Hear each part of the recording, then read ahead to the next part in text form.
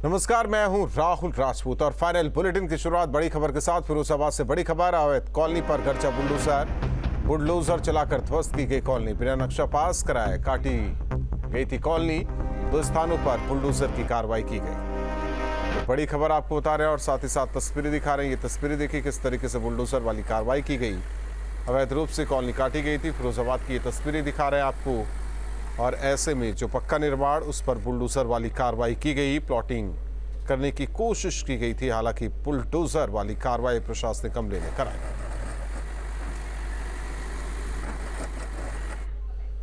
वहीं सीतापुर में नजूल की 650 करोड़ की संपत्ति जब्त की गई है। फर्जी अभिलेखों के आधार पर कब्जा करीब 18 एकड़ नजूल भूमि को जिला प्रशासन ने खाली कराया है। इस जमीन पर मेवल जोन्स हॉस्टल होम का भवन बनाकर कब्जा किया गया था।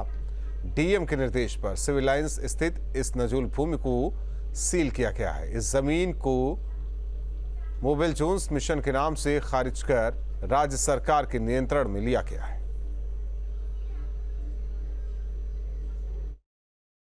और यहाँ पे अस्पताल परिसर बनाने हेतु ज़मीन की तलाश की जा रही है काफ़ी वर्षों से। तो चूंकि यह भूमि बिल्कुल मध्य शहर में स्थित है, तो इसलिए अस्पताल के लिए ये एक काफ़ी उपयुक्त परिसर है। तो इसी को ध्यान में रखते हुए और सभी नजुल मैनुअल और इत्यादि जो नियम हैं उसका पालन करते हुए इस भूमि को वापस सरकार ने अपने कब्जे में लिया है। यह शहर के बीचों बीच स्थित लगभग 18 एकड़ से अधिक भूमि है। सीतापुर में प्रशासन ने एक बड़ी कार्रवाई की है। जिस जमीन को लगभग 18 एकड़ की जमीन है, जो मेवल जेन स्कूल के नाम से ये अवैध तरीके से संचालित थी, इसको लेकर के लगभग 650 करोड़ रुपए की जमीन है। काफ़ी बड़ी लैंड है। इसको जो आज जिला प्रशासन ने सीज कर दिया है। Dharmraj Tripathi, News State, Sitapur. मिर्जापुर में टावर की बैटरी चुराने वाले अंतर जनपदीय गैंग का पुलिस ने पर्दाफाश किया। 7 शातिरों को गिरफ्तार किया है। पुलिस ने चोरी की 25 बैटरी, पिकअप वाहन, 5 मोबाइल फोन बरामद किए। बरामद सामान की कीमत 6 लाख रुपए बताई जा रही है। ये गैंग मोबाइल टावर से चोरी कर बैटरी को आसपास के जिले में बेचता था। मोबाइल टावर में से बैटरी चोरी की सूचना मिली थी रात में, जिसमें तत्काल उस सूचना पर हमारी थाना राजगढ़ की टीम और उसके अलावा जनपद की जो एसओजी टीम है उसको एक्टिवेट कर दिया गया। और बहुत ही तत्परता से जॉइंट एक्शन के तहत इस पूरे गिरोह को हम लोगों ने पकड़ लिया है। इसमें टोटल 7 लोग हैं जो कि चंदौली और बनारस के अलग अलग इलाकों के रहने वाले हैं।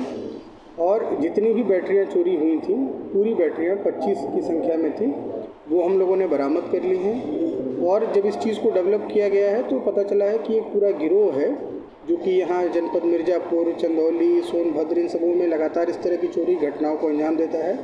तो बाकी जिलों से भी समन्वय करके इस चीज़ों को हम लोग और डेवलप कर रहे हैं और आगे भी इन पर गैंगस्टर एक्ट के तहत हम लोग कार्रवाई करेंगे। आजमगढ़ पुलिस ने फर्जी एसओजी टीम बनाकर छिनैती करने वाले गिरोह का पर्दाफाश किया। इस मामले में 5 आरोपी गिरफ्तार किए गए हैं। आरोपियों के कब्जे से स्कॉर्पियो, 6 मोबाइल फोन, बाइक बरामद की गई है। दरअसल 15 अगस्त को पीड़ित विजय मौर्य ने सरायमीर थाने में शिकायत दर्ज कराई थी, जिसमें कहा गया था कि इन आरोपियों ने खुद को एसओजी टीम बताकर 10,000 रुपए की मांग की थी। ढाबे पर ले जाकर मारपीट की गई, मोबाइल छीना गया। अब घटना में शामिल आरोपियों के खिलाफ गैंगस्टर एक्ट के तहत कार्रवाई की जाएगी। ये 5 व्यक्ति अपने आप को फर्जी एसओजी टीम के मेंबर्स बताते थे व लोगों को अगवा कर उनसे पैसों की डिमांड करते थे। इसी प्रकार इन्होंने 15 अगस्त के दिन विजय मौर्य, जो जौनपुर के रहने वाले हैं, इनको रास्ते से अपनी गाड़ी में उठा लिया। अपने आप को एसओजी टीम के मेंबर्स कहके उनको एक ढाबे पर ले जाके एक कमरे में बंद किया व उनसे 1 लाख रुपए की डिमांड करी। जब ये सूचना मिली तो पुलिस के द्वारा उनके विरुद्ध मुकदमा अपराध संख्या 237/23 धारा 364A का कायम किया गया। सीमा हैदर के पति सचिन को लप्पू और झिंगुर बोलने वाली महिला के समर्थन में ग्रामीण उतर आए हैं। उनका कहना है कि ये शब्द नॉर्मल भाषा में इस्तेमाल किए जाते हैं, गाली की श्रेणी में नहीं आते। मजाक में लप्पू और झिंगुर कहा जाता है। सीमा के पाकिस्तान से भारत आने के बाद रबूपुरा से एक डायलॉग निकला और वो पूरे देश में ही नहीं बल्कि इंटरनेशनल लेवल पे काफ़ी वायरल हो रहा है और बड़े बड़े कलाकार उस डायलॉग पर रील बना रहे हैं। डायलॉग है सचिन को झिंगूर और लप्पू कहने वाली बात। हम गांव में मौजूद हैं और गांव के लोगों से जानने की कोशिश करेंगे कि आखिर इन दोनों शब्दों का मतलब क्या होता है। जो लप्पू झिंगूर वाली आपने भी देखा होगा मोबाइल में चल रहा है, क्या मतलब होता है गाँव की भाषा में? मैं निठारी गांव का मूल निवासी हूं। झिंगुर और लप्पू हमारे ग्रामीण भाषा में उसको कहते हैं जो निकम्मा होता है, किसी काम का नहीं होता और बदसूरत होता है, उसको हम लप्पू और झिंगर बोलते हैं। तो सुना कोई भेदभाव वाली बात या कोई ऐसे नहीं है इस वर्ड में।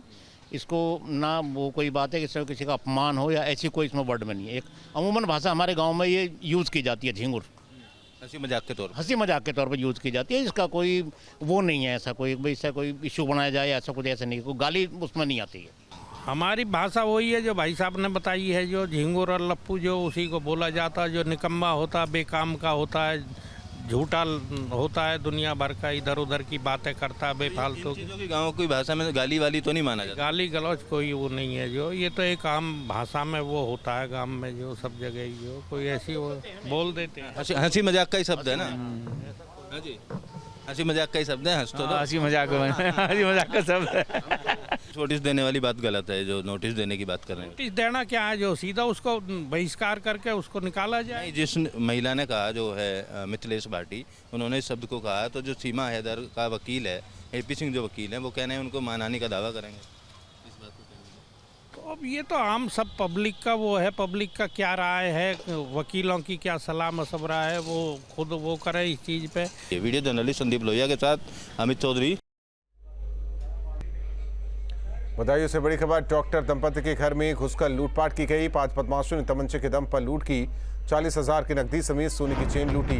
सदर कोतवाली क्षेत्र के लाभेला चौक के पास की वारदात। बधाइयों से बड़ी खबर। डॉक्टर दंपति के घर में घुसकर लूटपाट की गई। तो बड़ी खबर आपको बता रहे हैं इस वक्त की बधाइयों से। हालांकि पुलिस मौके पर पहुंची, जांच पड़ताल में पुलिस की टीम जुटी। 5 बदमाशों ने तमंचे के दम पर लूट की वारदात को अंजाम दिया है। तो बड़ी खबर आपको बता रहे हैं, 40,000 की नकदी समेत सोने की चेन लूटी गई है।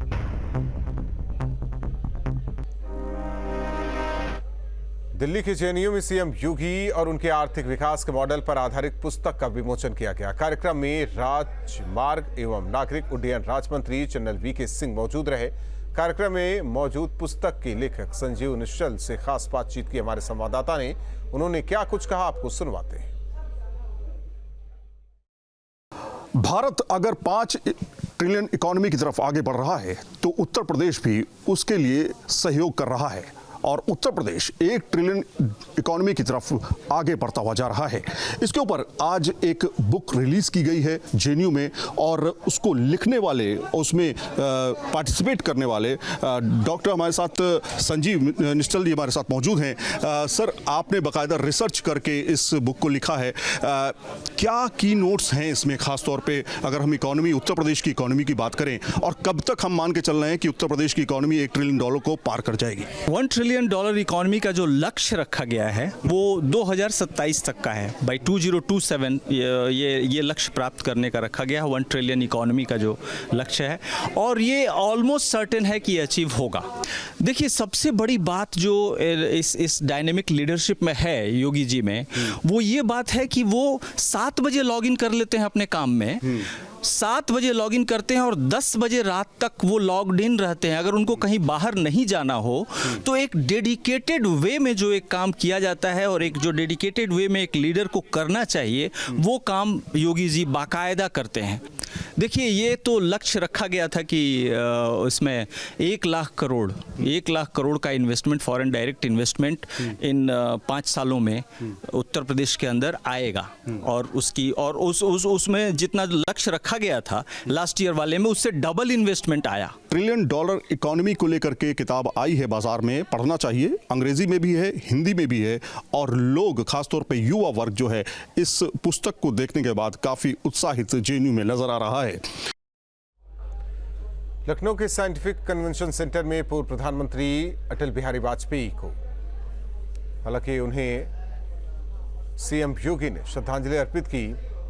इस दौरान उनकी पुण्यतिथि पर प्रतिमा का अनावरण और कवि सम्मेलन का आयोजन किया गया। कार्यक्रम में सीएम योगी, deputy CM Brajesh Pathak, BJP प्रदेश अध्यक्ष भूपेंद्र सिंह चौधरी शामिल रहे। वहीं इस मौके पर बीजेपी के कई वरिष्ठ नेता मौजूद रहे।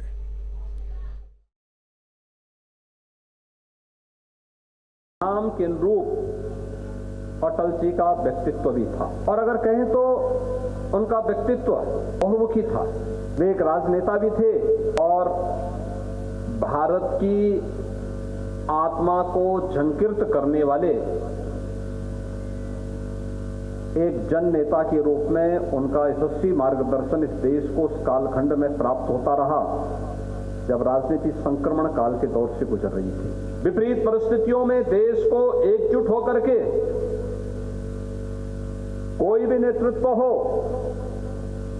जब देश की बात आएगी हम राजनीतिक मतभेदों से ऊपर उठ करके देश के बारे में, देश के नेतृत्व के साथ खड़े होंगे। यह भी अटल जी ने हम सबको प्रेरणा दी। अटल जी कोई साधारण पुरुष नहीं थे। श्रद्धेय अटल जी का एक बहुत लंबा गौरवशाली इतिहास है। जितने भी हम लोग उनके बारे में पढ़ते हैं, प्रतिदिन कुछ नया मिल जाता है। श्रद्धेय अटल जी के भाषण संसद में दिए गए आज भी हमें ऊर्जा प्रदान करते हैं कि राजनीति की विसंगतियों के बावजूद किस ढंग से राजनीति में परस्पर मित्रता के आधार पर कई दलों के साथ मिलकर के सरकार को चलाया जा सकता है। यदि किसी से सीखना है विपरीत परिस्थितियों में, तो श्रद्धेय अटल जी के किए हुए कार्य से हमें सीखना चाहिए कि कई विचारधाराओं को मिलाकर हम देश को अच्छे ढंग से चला सकते हैं। देश के जो आवश्यकताएं हैं, विषय है, और डेवलपमेंट और विकास के आधार पर देश को किस प्रकार से आगे बढ़ाया जा सकता है। अटल जी ने अपने तीनों कार्यकालों में, एक कार्यकाल तो बहुत छोटा था, 13 महीने का ही था, लेकिन बाकी जो 6 वर्ष का कार्यकाल था उनका, उसमें देश को सर्वानुमति, सहमति के आधार पर कैसा चलाया जा सकता है, ये कहीं ना कहीं एक संदेश देने का काम किया।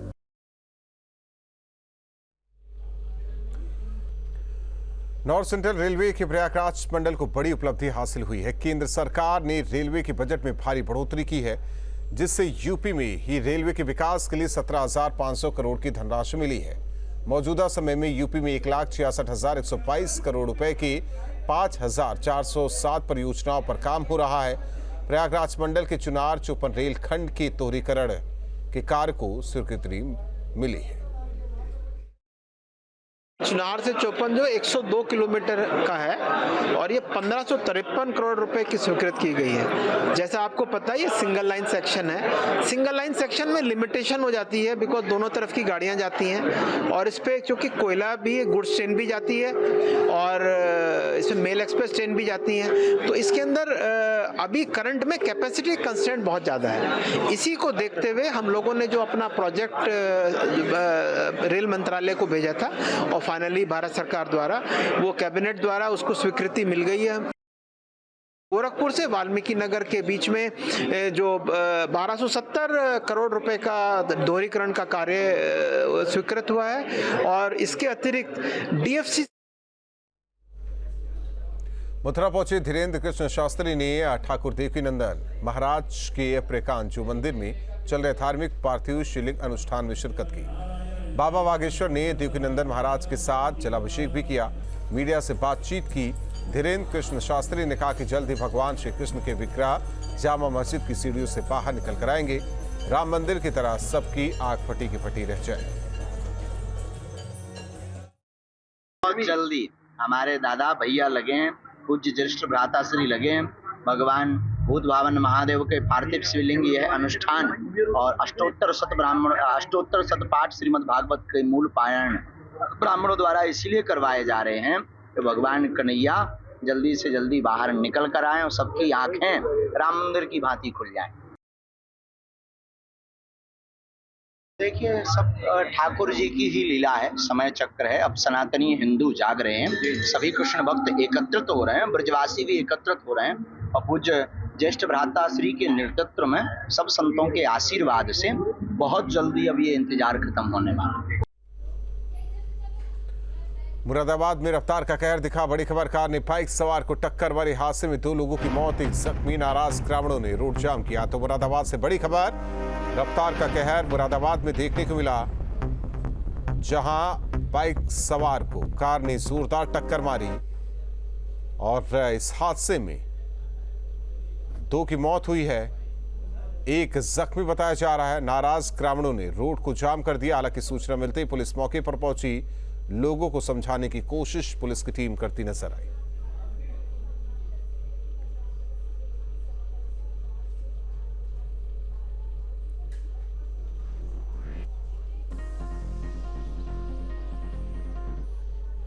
मथुरा के बांके बिहारी मंदिर के पास हुए हादसे में 5 श्रद्धालुओं की मौत हो गई। हादसे में कानपुर के 3 लोगों की मौत हुई, वहीं 1 जख्मी को कानपुर के निजी अस्पताल में भर्ती कराया गया है। घटना के बाद कानपुर नगर निगम के उपसभापति और पार्षद ने घर पहुंचकर मृतक के परिजनों को सांत्वना दी।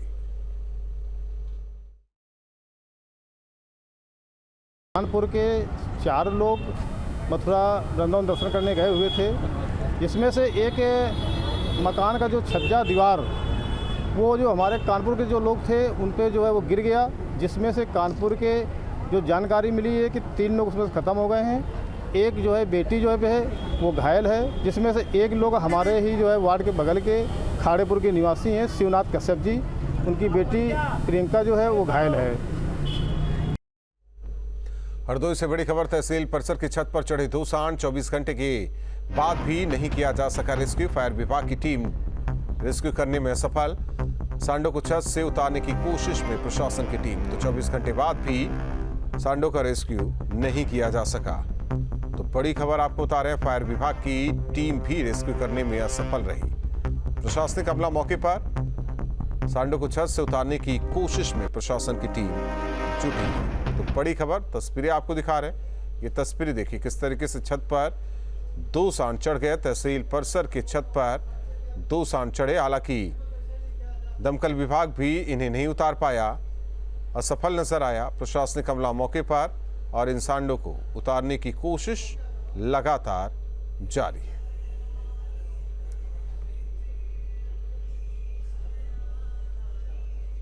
तो तस्वीरें आपको दिखा रहे हैं, हरदोई की तस्वीर देखिए, तहसील परिसर की छत पर किस तरीके से सांड चढ़ गए और इन्हें उतारने की कोशिश नाकाम साबित हुई।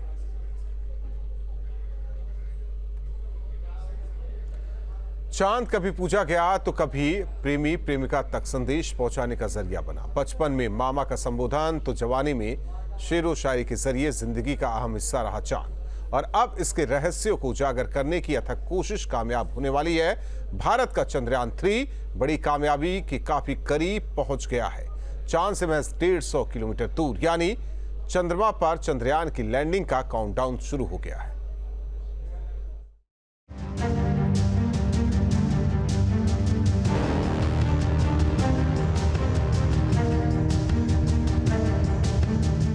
देश ने 15 अगस्त को 77वें स्वाधीनता दिवस का जश्न मनाया और अब बहुत जल्द वो पल भी आने वाला है जब चांद पर तिरंगा लहराएगा। जी हाँ, सिर्फ 6 दिन बाद चांद पर तिरंगा लहराया जाएगा।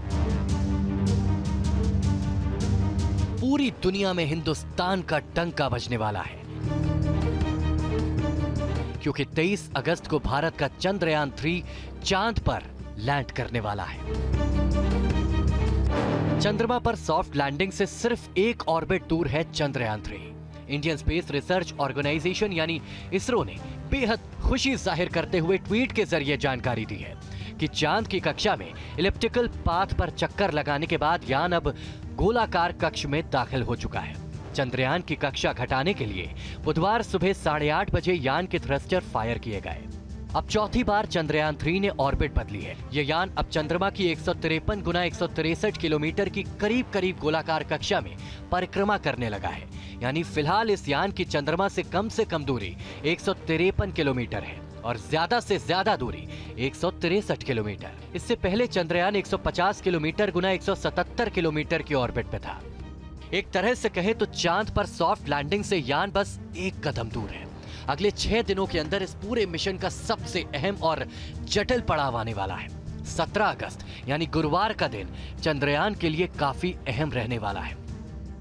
इस दिन इसरो चंद्रयान 3 के प्रोपल्शन मॉड्यूल को लैंडर से अलग करेगा। इतना ही नहीं, इस बीच चंद्रमा की परिक्रमा की कक्षा छोटी होती जाएगी और महज 30 किलोमीटर ऊंचाई से लैंडर सॉफ्ट लैंडिंग की अंतिम प्रक्रिया शुरू करेगा।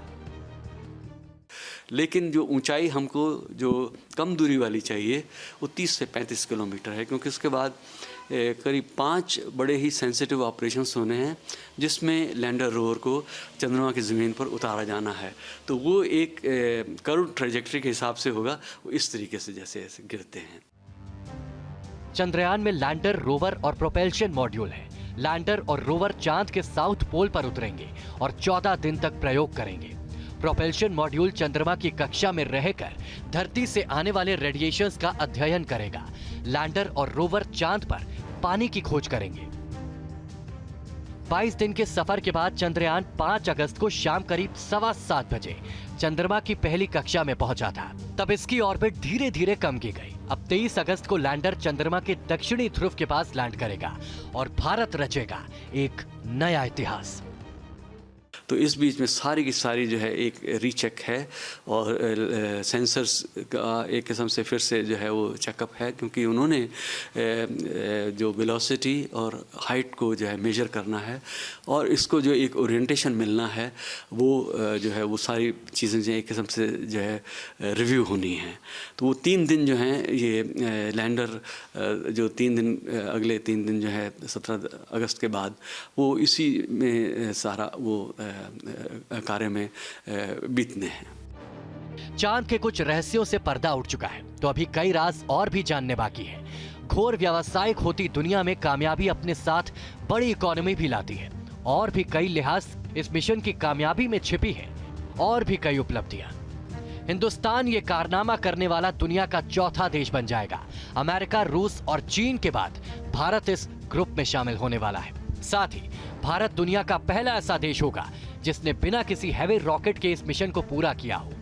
इस मिशन के जरिए हिंदुस्तान पूरी दुनिया को यह संदेश देने में कामयाब हो जाएगा कि उसके पास चांद पर सॉफ्ट लैंडिंग करने और रोवर को वहां चलाने की काबिलियत है। इतना ही नहीं, देश के खाते में एक और उपलब्धि आ जाएगी जिसके मुताबिक भारत सबसे कम खर्च में इस मिशन को अंजाम देने वाला देश बन जाएगा, जिससे दुनिया का भारत पर भरोसा बढ़ेगा, जो अंतर्राष्ट्रीय स्तर पर भारत की छवि भी और मजबूत करेगा और कमर्शियल बिजनेस बढ़ाने में भी काफी मदद मिलेगी। यही वजह है कि इस वक्त पूरी दुनिया की निगाहें चंद्रयान 3, इसरो और भारत पर टिकी हुई है, जिसकी कामयाबी हिंदुस्तान को दुनिया के स्पेस पावर का सरताज पहनाएगी।